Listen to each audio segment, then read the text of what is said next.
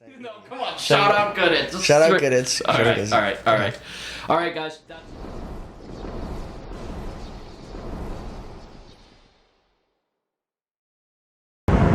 What's up, gang? Long day of work, heading home, but it's an exciting day. I'm seeing Drake tonight at the Barclays Center.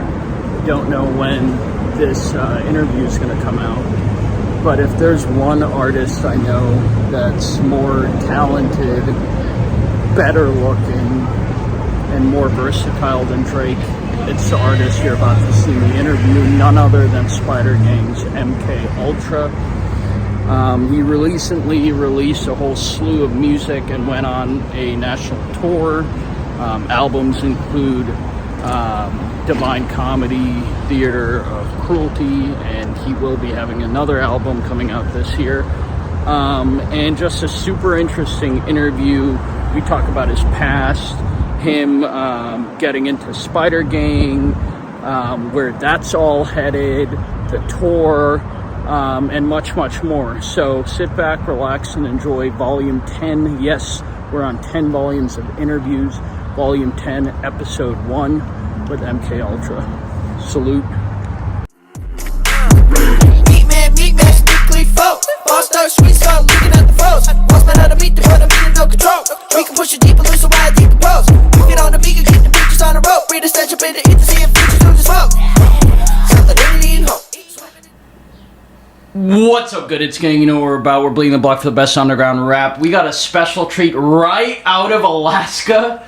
This is why he looks this way. We got MKULTRA in the fucking house in the Goodhits compounds, coming straight live to you from Williamsburg, Brooklyn. Let's start out simple, MK. How you doing, man? How you living? I'm feeling really good. It was just in Alaska. It was fucking sick, playing bass for Lil Darky, and got to meet Waka Flocka. He gave me some sage advice. Gave me the motivation to help quit cigarettes finally. I'm feeling really good, especially after that. Like, talking to him, it was like definitely I got a tour in 2 weeks. That gave me like a little bit more of a fire. Right. So like, right. Yeah. How was the air up there versus in New York, given the smoke hot bullets? Happened? I mean, just the air in New York is already like shit. But so it was definitely. I just like the mountains. I like nature, and so like, yeah, it was just it was cleaner air out there. It was just nicer. Where are you from originally? I'm from New Jersey. Okay. But like my parents live in Colorado right now, so like I'm used to like mountains and shit. Like so like yeah. I feel that. Kind of just starting from the top, like, when did you kind of get into the music stuff? When did you kind of start taking it seriously? And how did you get into music? Were you in a band? Did you play an instrument? Did you start out rapping? Like, tell us a little bit about that. So basically, I started. Basically, my parents took me to see Pearl Jam when I was about 9 or 10, and then I asked to play guitar. Yes. And I think that I was playing guitar for about a year. Till like, I think I remember there was like a moment where like I said like, yeah, this is what I want to do.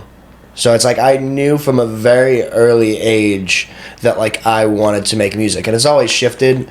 When I was 16, I had a friend that who goes by the name Medicine Man that I started producing with. He was like, "You should help me out because you know music theory," and he got me into, funny enough, Waka Flocka Flame, and like Lex Luger production, and that's what I started.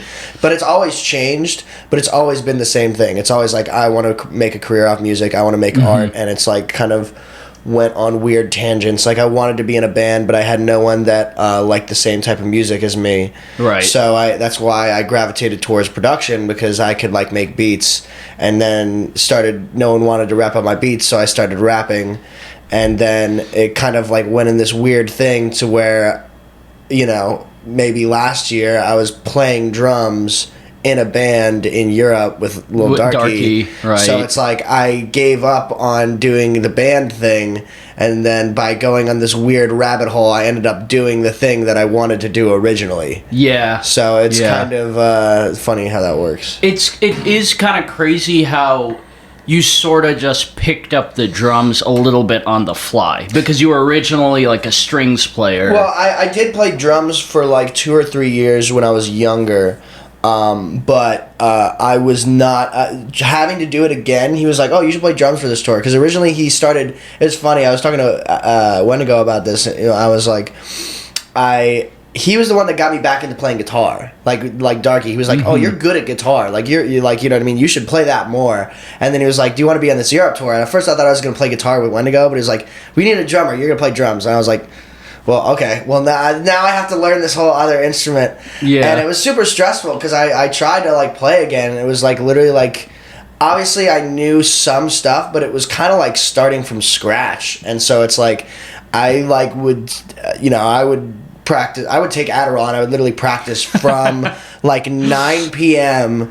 till like the morning. Right. Like I was like working. Like I would practice like anyone that was like there in like that area or like that time, like from Spider Gang, will tell you I would play for like hours because I was so, like anytime that I know what I'm doing on stage, I'm like super confident in. Like if I have to yell, sometimes with like singing, it's like I'll practice for hours. Like anything that I'm not as comfortable with, I'm like so like neurotic about it because it's like I can't fuck up. Like I have to make sure this is like as good. So it's like with drums, I was like super nervous, but I'm like glad that I did it because when I was practicing kind of like solo for months, and then like we had maybe like one rehearsal the day before that we were supposed to leave, and I was like, oh, this is the day before you're supposed to leave to Europe. Yeah, we had That's one crazy. rehearsal with the whole band because Salsa wasn't there till like the day before, and we were rehearsed all together, and I was like, oh yeah, this is gonna be fun. What's your favorite instrument?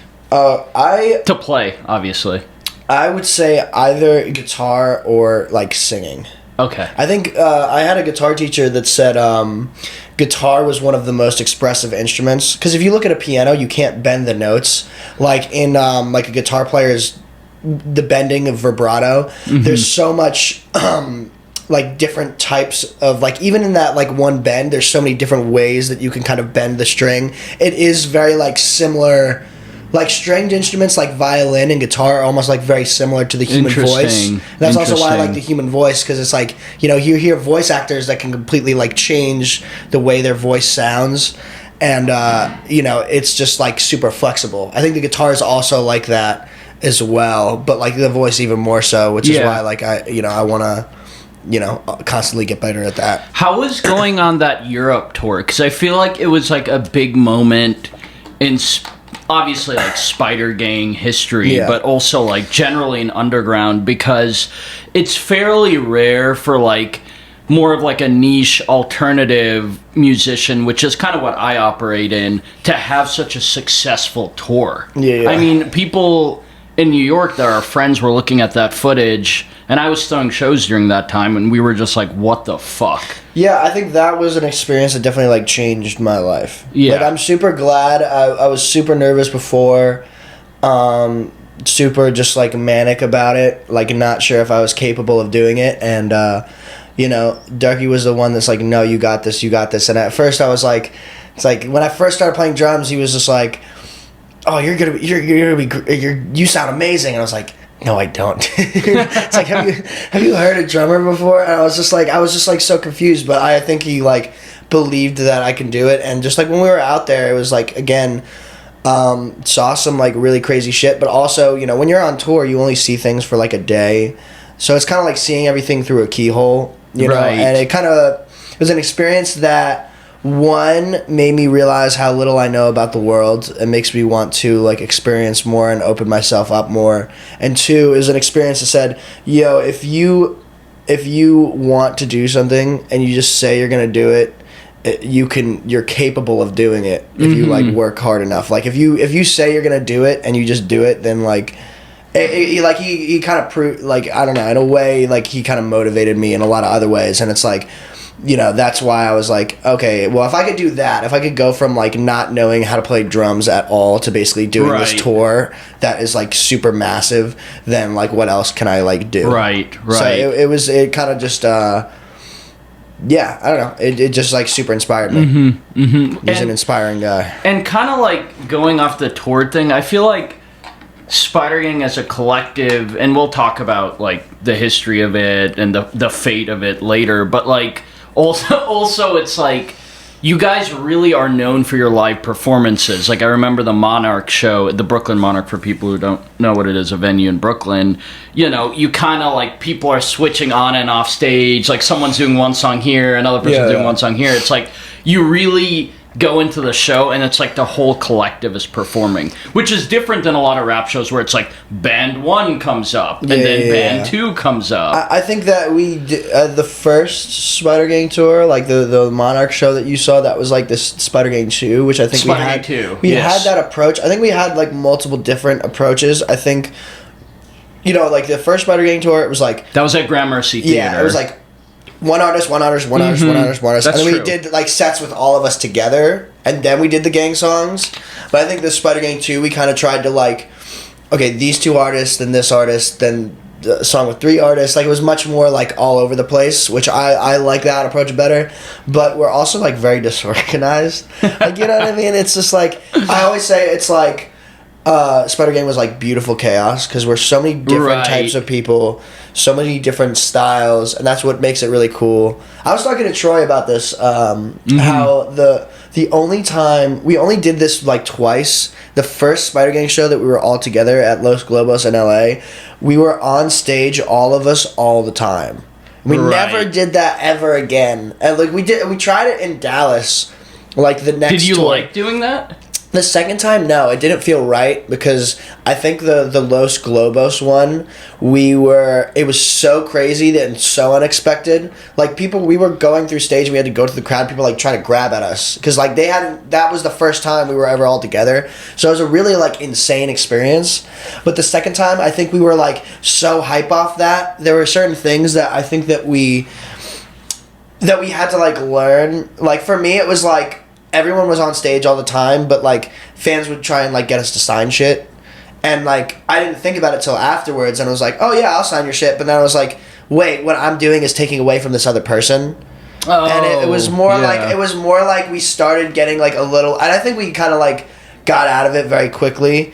But there was like a moment where I was like, yo, if like I need to focus. Like, if I'm on stage, I better be doing something, whether I'm hyping up the crowd, you gotta go or doing quick. something. Yeah. You know, there's like a lot of things that I like. I think you know, Spider Gang shows help me with like crowd control and like what to do. Like, if one person's on this side, you got to be on this side hyping the people up. Or it's like, you don't have to have a microphone, you don't have to like sing their words, but if you know the words to their songs, then you lip sync it. And then the people that know are encouraged to like say it. You know what I mean? There are certain things that you can do to almost like back up what they're doing. Like, if they're always on this side, you got to go to this side, kind of thing. And so like that's the thing I learned, especially Spider Gang 2, when we did it more like chaotically, like all of us all together. What's the top city you've performed in out of both of those tours? Denver? Always Denver. Yeah. Denver, and I love Seattle. Seattle is the most violent.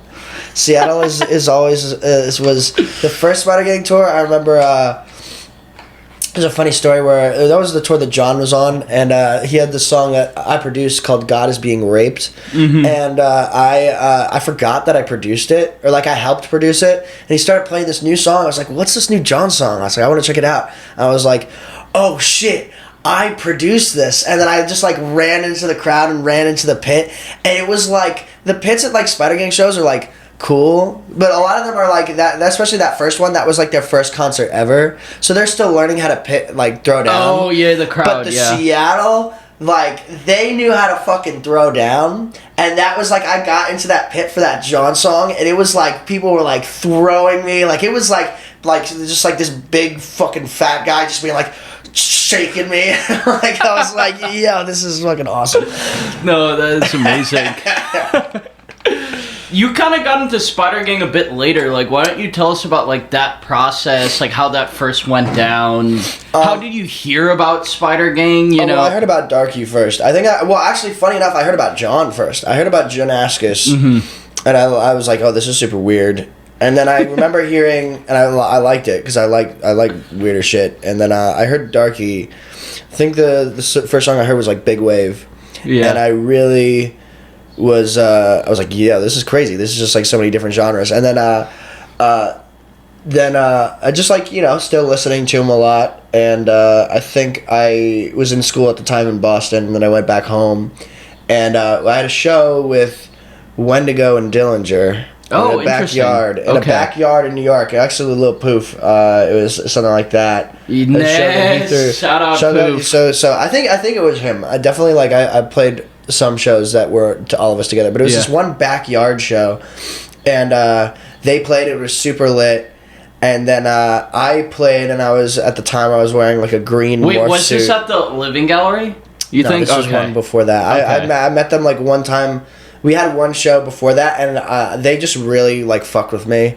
And then I started hanging out with them more, and like I remember, like one, I fuck with Dillinger's music a lot, and then like I thought he was super hard, and then also I think. One thing that I realized I had so much in common with Wendigo, because we would play guitar together, we jammed, and a lot of my favorite influences he actually like knows. Like Anthrax was this thrash metal band that I was such a big fan of that I knew no one knew. But so there are like certain connections. That like we had, that I was like, oh, we actually have a lot of common. And then I think ultimately it led to a there was a show that was at the Living Gallery that they asked that I was on the bill, and it was like a couple artists. It was like Jay Trauma, there was me, and then it was the rest of Spider Gang. Right. And I think that day they asked me if I wanted to join the group, and at the time I wasn't sure. I was in other groups before, and I always kind of felt like an outsider. I always kind of felt like the weird one, and I didn't really like fit in. I was like, maybe I should just be solo, and I was like, I still wanted to work with all of them because I really liked them, but I wasn't sure at first. And then they were like, yeah, just think about it. And then we did the show, and I was just like, yo, yeah. No, if I was ever going to be in any group, and I don't know how long this is going to last, I kind of honestly knew that from the beginning, that this is something that is super special, will probably only last for a short period of time because it's so chaotic and wild, but it's going to be something that I feel is important. Right. And that I want to be a part of this like right now. And that's kind of like how I felt about it. Is that like, yo, if I was ever going to be in any collective, because it was like I wanted to do all different kinds of genres, and like you know, you had Flocko and Eddie would have like fucking, like they had this one song called Anarchy, which was like a noise song, and then you'd have like Darky playing songs that are just like him and guitar with Wendigo. Like I heard Darky have like country songs before. Like Dillinger, you know, would like drop a random blues. Dillinger literally has a sea shanty. Like, you know what I mean? Like it's like there's no. It's like we get billed as like a rap collective. I always thought we were like a post genre collective. Like there is no genre to Spider Gang. Like and like even like Darky, like I feel like people pin him as like, oh, like the Holocaust or genocide. I think he's like, I don't see him as an artist that has any genre. Right. Like so like that's why I wanted to join it, is like, oh, this is like a post genre collective. Like there is no sound, so that's why I felt it gave me the freedom. Like I can do whatever the fuck I want. I feel like that's